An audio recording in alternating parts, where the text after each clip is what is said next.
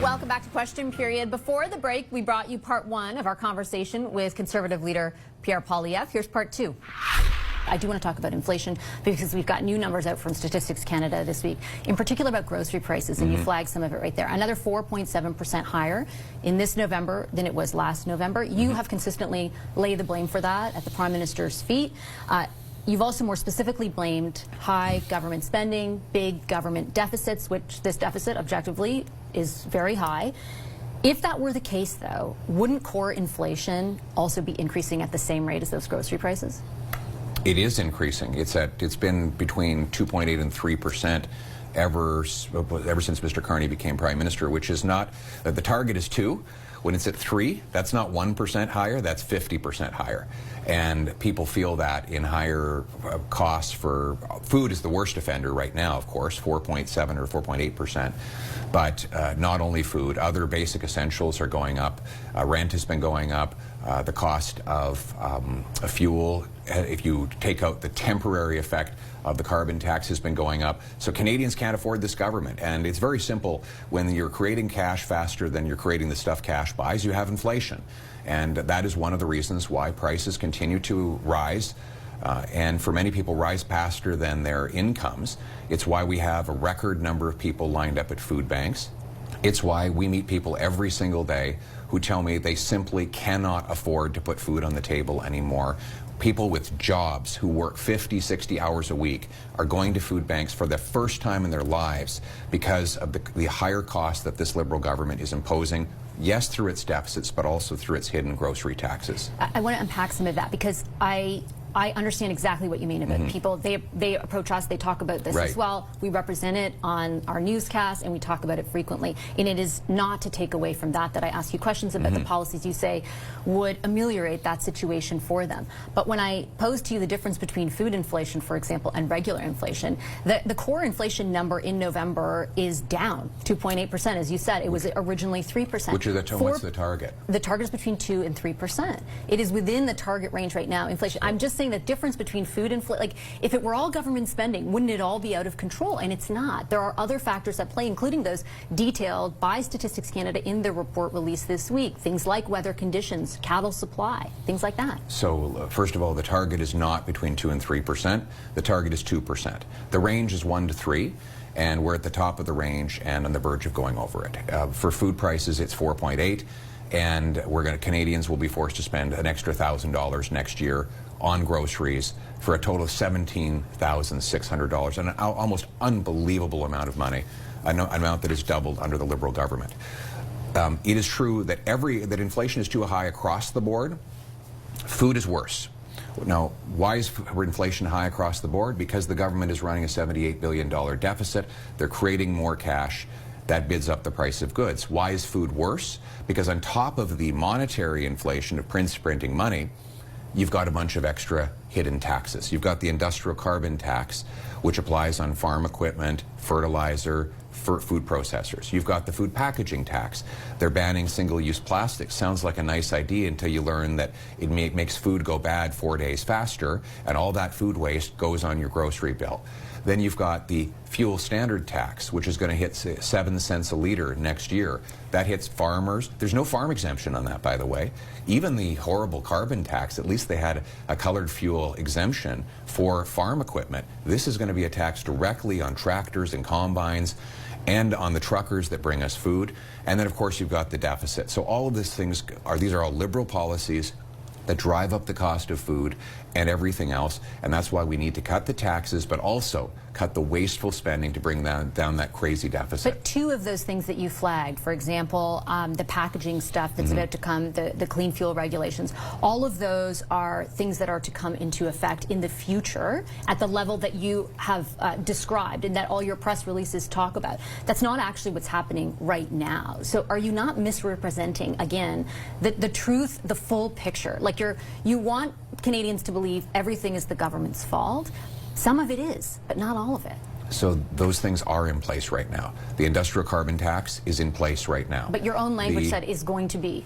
Like the industrial carbon tax, yes, but the food packaging and the clean fuel regulations. The packaging tax is already in place. The fuel standard is in place as well. I said next year it's rising even more to 7 cents a liter. I think it's 3 or 4 right now.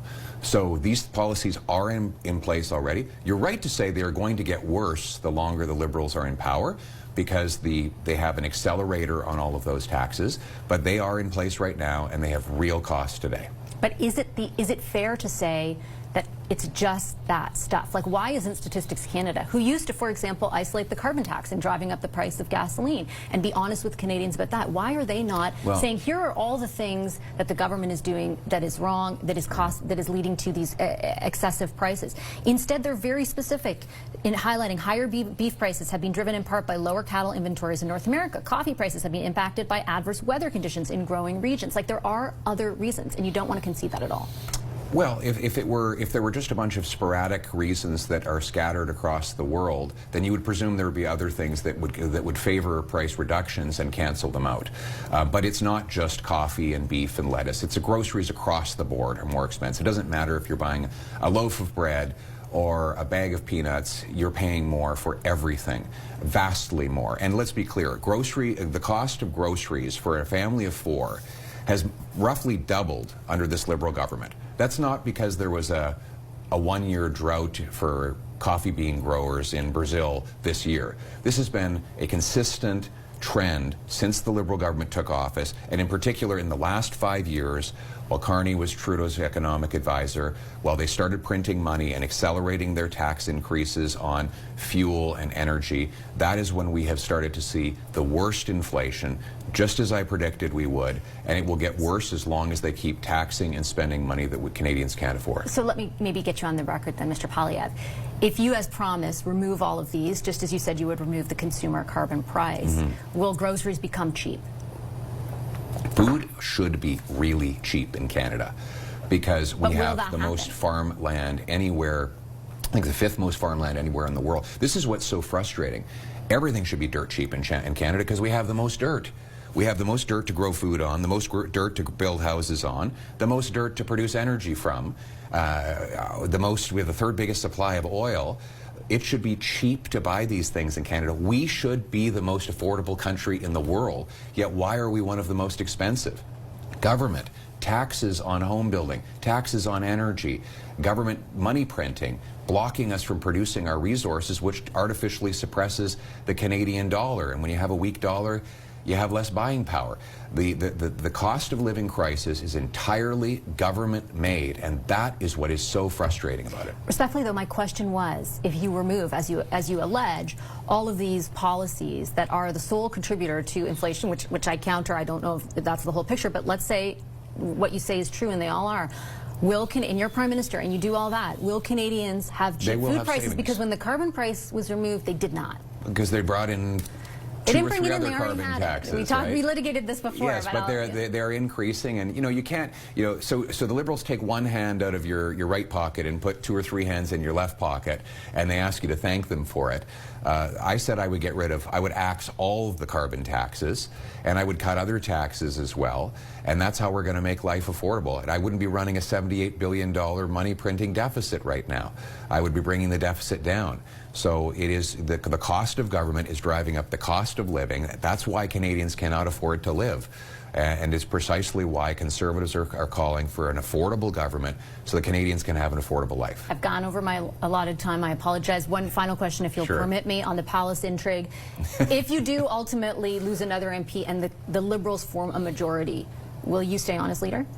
That'll be up to the members of our party, because our party is not run by backroom deals in Ottawa, but by the welders and waitresses, soldiers and police officers, small business people who actually join the party and come to our convention. I am fighting for them. I'm fighting for them every day and in every way, and they will decide in the convention if they want me to stay on. But you'll be at that convention no matter what? Yes. Okay. Thank you very much, Mr. Poilievre. I'll see you there. Appreciate it as always. You bet. We'll be there. All right. Thank you, sir. Merry Christmas. Thank you. Merry Christmas to you. That was Conservative leader Pierre Poilievre. Prime Minister Mark Carney was not made available to CTV News for an end-of-year interview. We're going to take a quick break on today's question period, but when we come back, roles reversed. This time last year, Justin Trudeau's leadership was on the line. Is it Poilievre's turn? The Sunday strategy session with Kathleen Moncroy tonight and Scott Reed will tackle that next.